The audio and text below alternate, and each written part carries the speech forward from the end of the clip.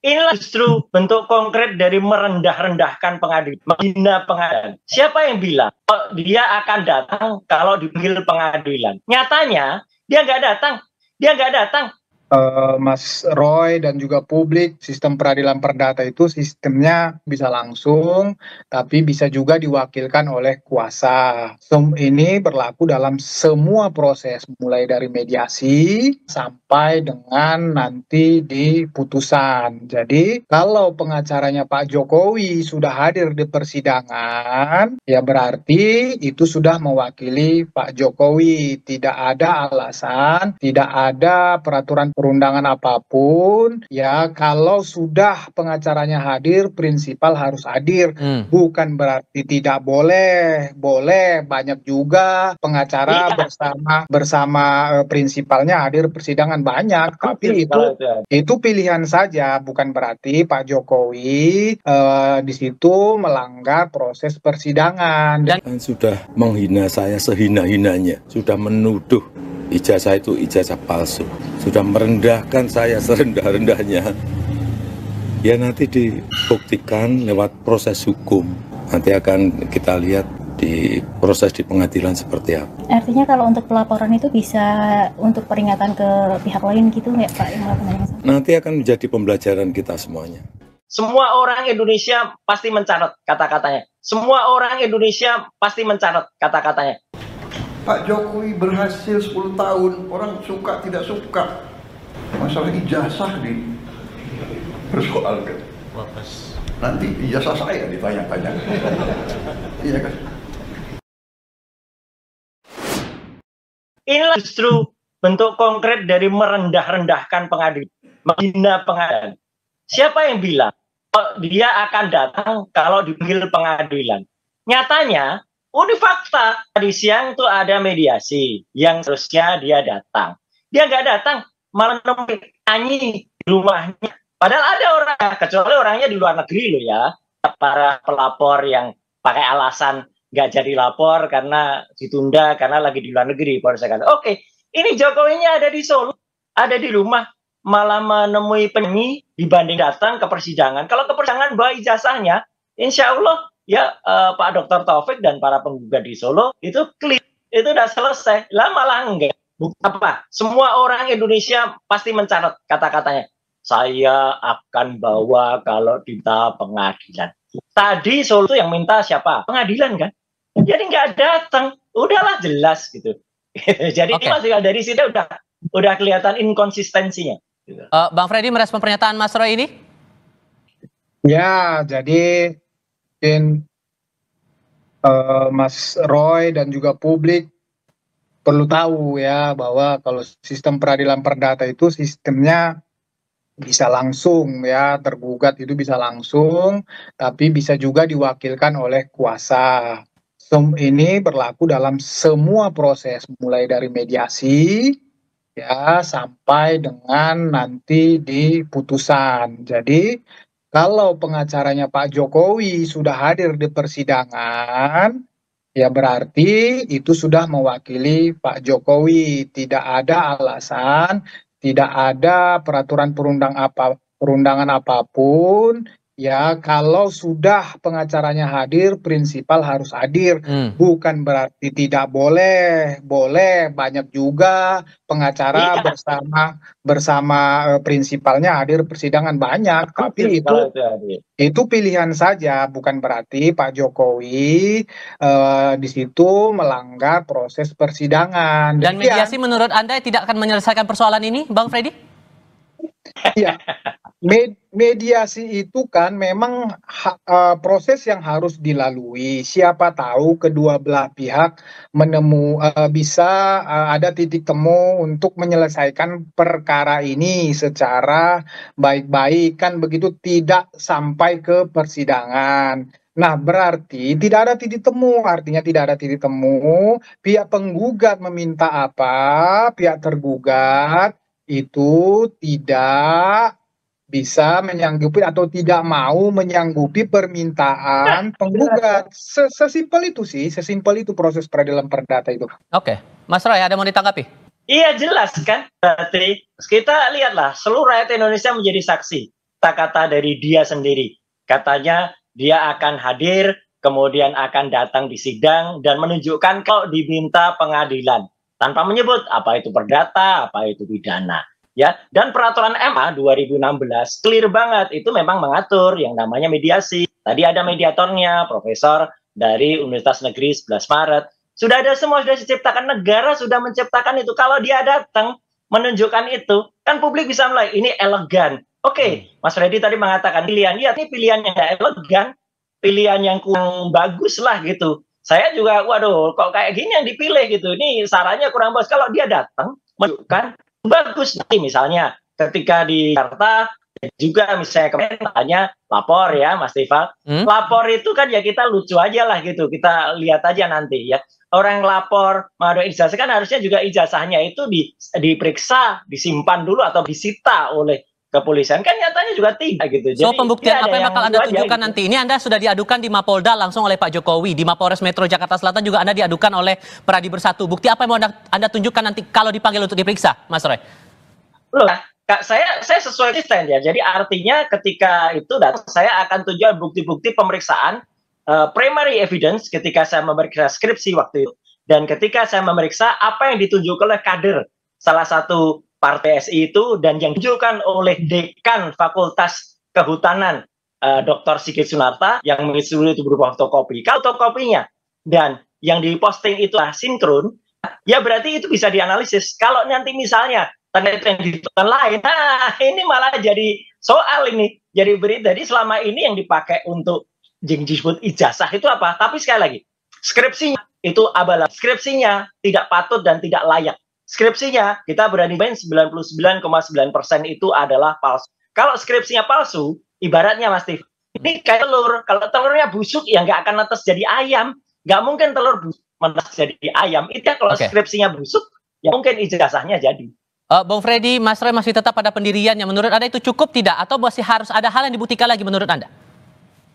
Ya, silahkan aja nanti disampaikan penyidikan. Tapi begini, proses penyidikan itu, misalnya perkara ijazah palsu ini, jadi begini, nanti kemarin kan waktu Pak Jokowi melapor, karena sehubungan dengan ijazah palsu, jadi Pak Jokowi bawa ijazahnya, ada yang bilang ijazah gua palsu nih, ijazah saya palsu nih, itu bohong, itu fitnah, aku punya ijazah asli nih, aku mau melapor nih ijazah asliku, ditunjukin lah, kemudian dilihat penyidik, ya dilihat diperiksa-periksa, oke ada dasar Pak Jokowi untuk melaporkan itu, makanya laporan diterima, kemudian berproses, kemudian nanti dipanggil menjadi dipanggillah para saksi yang berhubungan dengan itu. Nah nanti kalau misalnya ini sampai ada tersangka, kemudian lanjut ke proses persidangan, ada tersangkanya, ada terdakwanya, nah itu nanti di persidangan, sebelum masuk ke persidangan, penyidik akan memeriksa ini sehubungan dengan ijazah tersebut. Itu kan yang mengeluarkan UGM, misalnya mengeluarkan UGM. Jadi nanti ya ijazah itu akan ditanya kepada UGM. Ini kata Pak Jokowi, dia di alumni UGM, ini ijazahnya apakah benar? Bagaimana Anda bisa membuktikan bahwa Pak Jokowi alumni atau ijazah ini benar? Nanti berdasarkan dokumen-dokumen yang dimiliki oleh UGM, kemudian UGM menyatakan, oh ijazah Pak Jokowi itu benar, asli kami yang mengeluarkan, dan seterusnya. Kemudian udah sampai selesai penyidikan, kemudian ini berlanjut ke persidangan. Di persidangan juga akan begitu, UGM juga dipanggil, akan ditanyain, seterusnya seperti itu. Kalau di-challenge misalnya oleh tersangka atau terdakwa, nanti silakan bisa di-challenge seperti yang Mas Roy sampaikan tadi, ya silakan di-challenge, menurut kami ini palsu, menurut kami ini begini, silakan. Itu dengan perspektif Anda ini, apakah ada kemungkinan Projo juga buat bikin aduan juga ke polisi nih, Bang Freddy? Oh enggak, gini. Kami kebetulan kemarin kita ketemu Pak Jokowi, jadi Pak Jokowi menyampaikan, memang Pak Jokowi jujur Pak Jokowi menyampaikan dia sedikit terkejut sebetulnya dengan ramainya katakanlah masyarakat publik ataupun relawannya melaporkan ini.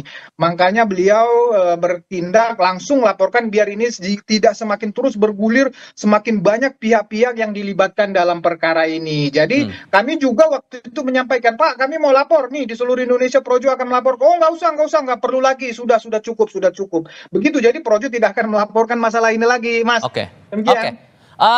Ini kan posisi Pak Jokowi sudah tidak lagi menjabat sebagai kepala negara, Mas Roy. Kenapa kok kemudian masih dikejar-kejar juga urusan ijazah palsu ini di mata Anda, Mas? Apa yang mau Anda kejar sesungguhnya? Jangan lupa, Mas, bulan Februari 2025, baru 3 bulan yang lalu, ya, kalau lupa tolong diingatkan ya, Mas dan Mas Reddy kalau ketemu. Dia itu sekarang pejabat negara lagi sebagai Dewan Pengarah Danantara.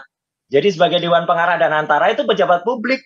Pejabat publik itu harus mau, harus bisa dan harusnya bangga. Saya sebagai lulusan UGM, apalagi saya punya 2 ijazah dari UGM, S1, S2, Rismon juga S1, S2, Dr. Tifa juga S1.